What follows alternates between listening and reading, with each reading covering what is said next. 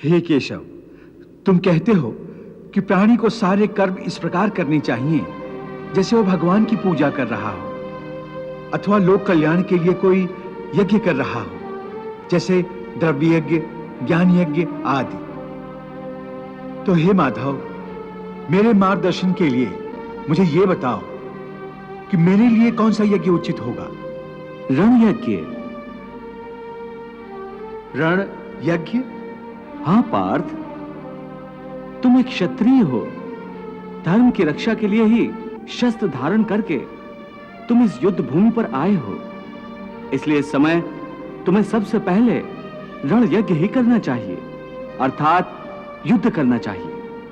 हे पार्थ, कर्म योगी का जीवन भी एक यज्ञ ही होता है। इसलिए तुम भी आसक्ति से मुक्त होकर स्वधर्म पालन करो, युद्ध करो। हे पार्थ, यदि तुम धर्म के लिए युद्ध रूपी यज्ञ करोगे तो दूसरे लोग भी तुमसे धर्म की प्रेरणा लेंगे, क्योंकि श्रेष्ठ पुरुष जो जो आचरण करते हैं अन्य पुरुष वैसा ही आचरण करते हैं।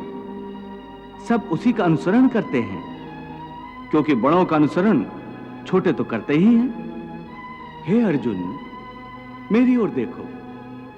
यदि मैं भी तटस्थ होकर निष्क्रिय हो जाऊं, न्याय का समर्थन ना करूं, अन्याय का प्रतिरोध न करूं, तो लोग मेरा अनुसरण करके निष्क्रिय हो जाएंगे, कर्म का त्याग करेंगे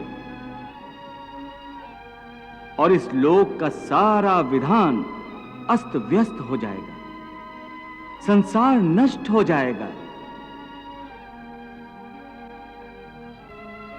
इसीलिए श्रेष्ठ लोगों को दूसरों को अधर्म से बचाने और धर्म के रास्ते पर चलाने के लिए आदर्श कर्मों का उदाहरण दिखाना पड़ता है।